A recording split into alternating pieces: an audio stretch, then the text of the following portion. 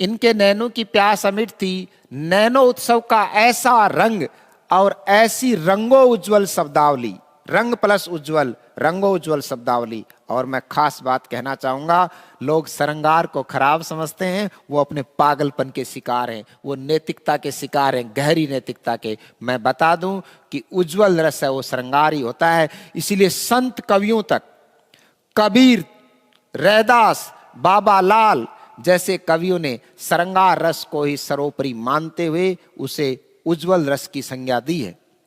संतों ने कौन से रस को उज्जवल रस की संज्ञा दी है बताइएगा? श्रृंगार रस को ही संत कवियों ने क्या कहकर पुकारा है? उज्जवल रस। अगर साहिल सर और विद्यापति इस रस में पढ़ाते हैं तो इसमें हैरत की कोई बात नहीं होनी चाहिए। स्वागत करना चाहिए किसका? साहिल सर का और विद्यापति का, क्योंकि ये दोनों ही कौन से रस में अपनी बात प्रस्तुत करते हैं? श्रृंगार में। ये निश्चित तौर पर पूछा जाएगा कौन से रस को उज्जवल रस के नाम से जाना जाता है, और सही उत्तर होता है श्रृंगार रस।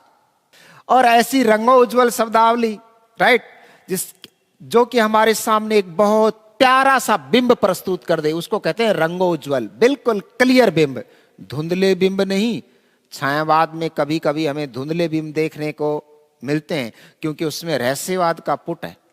जहां रहस्यवाद का पुट आ जाता है वहां बिंब थोड़ा धुंधला पड़ जाता है। सर बिंब धुंधला कैसे पड़ जाता है? वहां हम सोचते हैं ये ईश्वर है या लड़की है, कुछ दो तरीके से सोचना शुरू कर देते हैं। तो रहस्यवाद होने की वजह से छायावाद के बिंब कहीं कहीं पर और कभी कभी क्या पड़ जाते हैं?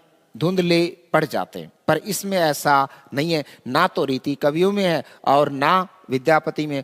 कहाँ रीति काल और कहाँ आदिकाल और भक्ति काल के संधि स्थल पर खड़ा है कौन? विद्यापति। बिंब कितने होते हैं? 5। सबसे अच्छा बिंब माना जाता है चाक्षुष बिंब। अब रीति कवियों ने इस बिंब का सर्वाधिक क्या किया है? प्रयोग। तभी तो डॉक्टर नगेंद्र को लिखना पड़ा इनके। इनके का मतलब सर्वनाम का प्रयोग कर रहा हूं मैं। इनके का मतलब रीतिकालीन कवियों के नैनों की प्यास अमिट थी।